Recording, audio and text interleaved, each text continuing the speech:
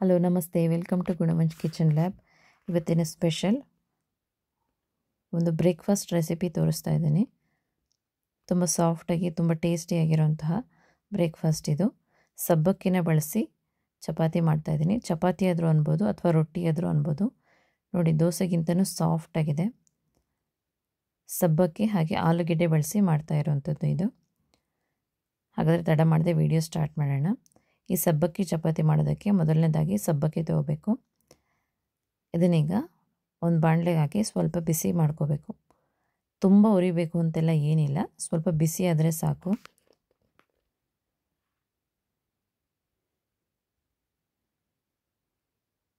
ಇಷ್ಟು ಹುರ್ಕೋತಾ ಇದ್ದೀನಿ. ಇಷ್ಟು ಬಿಸಿ ಆದರೆ ಸಾಕು. ಇದನ್ನೀಗ ಒಂದು ಮಿಕ್ಸರ್ ಜಾರ್ಗೆ ಹಾಕೋಬೇಕು. ನೋಡಿ, ಮಿಕ್ಸರ್ ಜಾರ್ಗೆ ಹಾಕ್ಕೊಂಡು ಪುಡಿ ಮಾಡ್ಕೊಂಡಿದ್ದೀನಿ. ಇದು ತುಂಬ ಪೌಡ್ರ್ ಆಗಲ್ಲ, ಸ್ವಲ್ಪ ತರಿ ತರಿ ಇದ್ದೇ ಇರುತ್ತೆ. ಇದನ್ನೀಗ ಒಂದು ಅಗಲವಾದ ಪಾತ್ರೆಗೆ ಹಾಕ್ಕೊಳ್ಳಿ. ಅದಕ್ಕೆ ಒಂದು 2 ಬೇಯಿಸಿರೋಂಥ ಆಲೂಗೆಡ್ಡೆ, ಇದನ್ನು ನೀಟಾಗಿ ತುರ್ಕೊಂಡಿದ್ದೀನಿ. ಇದನ್ನೀಗ ಸಬ್ಬಕ್ಕಿ ಪೌಡ್ರಿಗೆ ಹಾಕಿ ಅದಕ್ಕೇ ಸ್ವಲ್ಪ ಬಿಳಿ ಎಳ್ಳು ಹಾಕೋಬೇಕು. ಹಾಗೆ ಸ್ವಲ್ಪ ಓಂಕಾಳು ರೀತಿ ಕ್ರಷ್ ಮಾಡಿ ಹಾಕೋತಾ ಇದ್ದೀನಿ. ಅದಕ್ಕೆ ಸ್ವಲ್ಪ ರುಚಿಗೆ ತಕ್ಕಷ್ಟು ಉಪ್ಪು, ಹಾಗೆ ಸ್ವಲ್ಪ ಕೊತ್ತಂಬರಿ ಸೊಪ್ಪು, ಇಷ್ಟನ್ನು ಹಾಕಿ ನೀಟಾಗಿ ಮಿಕ್ಸ್ ಮಾಡಬೇಕು. ಮೊದಲೇ ನೀರು ಹಾಕೋ ಅವಶ್ಯಕತೆ ಇಲ್ಲ. ಆಲೂಗೆಡ್ಡೆಗೆ ಹೊಂದ್ಕೊಳ್ಳೋ ಥರ ಸಬ್ಬಕ್ಕಿ ಪೌಡ್ರ್ ನೀಟಾಗಿ ಮಿಕ್ಸ್ ಮಾಡ್ತಾ ಇದ್ದೀನಿ.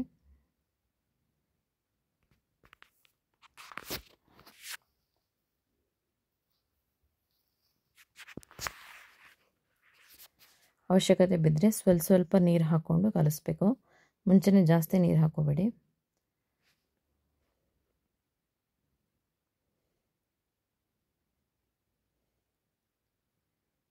ಸ್ವಲ್ಪನೇ ನೀರು ಹಾಕ್ಕೊಂಡು ಕಲಿಸ್ತಾ ಇದ್ದೀನಿ.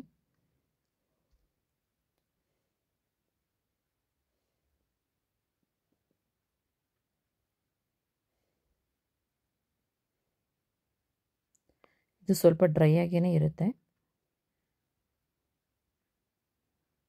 ನೋಡಿ, ಸ್ವಲ್ಪನೇ ನೀರು ಹಾಕ್ಕೊಂಡು ಕಲಸಿದ್ದಾಗಿದೆ.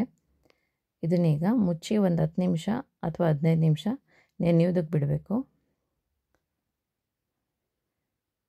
ಈಗ ನೆಂದಿದ್ದಾಗಿದೆ ನೋಡಿ. ಒಂದು ಸ್ವಲ್ಪ ಹಿಟ್ಟು ತೊಗೊಂಡು ಅದಕ್ಕೆ ಸ್ವಲ್ಪ ನೀರು ಹಾಕಿ ನೀಟಾಗಿ ನಾದ್ಕೋಬೇಕು.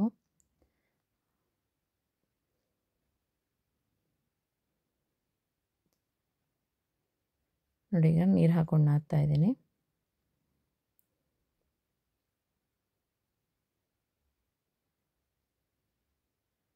ನಾದಿ ಬಿಲ್ಲೆ ಮಾಡಿ ಉಜ್ಕೋಬೇಕು. ಇದನ್ನು ನಾರ್ಮಲಿ ಚಪಾತಿ ಎಲ್ಲ ಹೇಗೆ ಉಜ್ತೇವೋ ಆ ರೀತಿ ಉಜ್ಕೋಬೇಕು.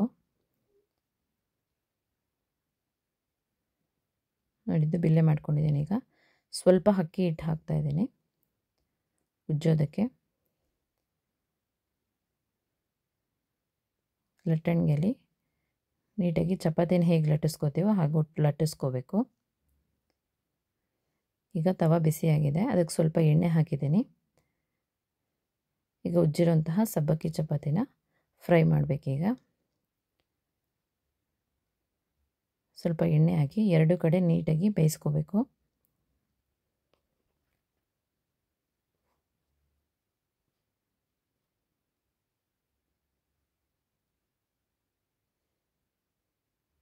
ನೋಡಿ, ಇದು ಬೇಯ್ತಾ ಇದೆ. ಇವಾಗ 2 ಕಡೆ ನೀಟಾಗಿ ಬೇಯಿಸ್ಕೊಂಡ್ರೆ ಆಗೋಯ್ತು. ತುಂಬ ಈಸಿಯಾಗಿ ತುಂಬ ಬೇಗ ಬ್ರೇಕ್ಫಾಸ್ಟ್ ರೆಡಿ ಆಗುತ್ತೆ.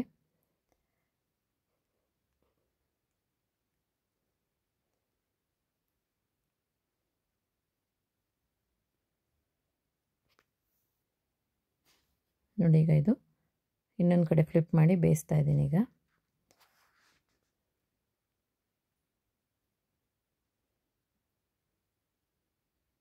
ತುಂಬ ಸಾಫ್ಟಾಗಿರುತ್ತೆ, ಟೇಸ್ಟು ಅಷ್ಟೇ ತುಂಬ ಚೆನ್ನಾಗಿರುತ್ತೆ. ನೀವು ಯಾವುದೇ ಚಟ್ನಿ ಜೊತೆ ಆಗಲಿ ಅಥವಾ ಯಾವುದೇ ಕರಿ ಜೊತೆ ಆಗಲಿ ತಿನ್ಬೋದು.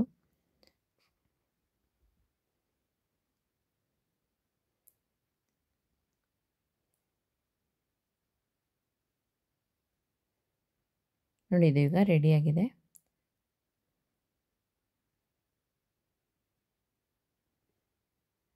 ನೋಡಿ ಎಷ್ಟು ಸಾಫ್ಟಾಗಿ ಎಷ್ಟು ಚೆನ್ನಾಗಿ ಬಂದಿದೆ ಅಂತ. ಹಾಗಾದರೆ ಇವತ್ತಿನ ವಿಡಿಯೋ ನಿಮಗೆ ಇಷ್ಟ ಆಯಿತು ಅನ್ಕೋತೀನಿ. ದಯವಿಟ್ಟು ನನ್ನ ಚಾನಲ್ನ ಹೀಗೆ ಸಪೋರ್ಟ್ ಮಾಡಿ, ಲೈಕ್ ಮಾಡಿ, ಶೇರ್ ಮಾಡಿ, ಕಮೆಂಟ್ ಮಾಡಿ. ನನ್ನ ಚಾನಲ್ನ ಸಬ್ಸ್ಕ್ರೈಬ್ ಮಾಡೋದು ಮರಿಬೇಡಿ. ಧನ್ಯವಾದಗಳು.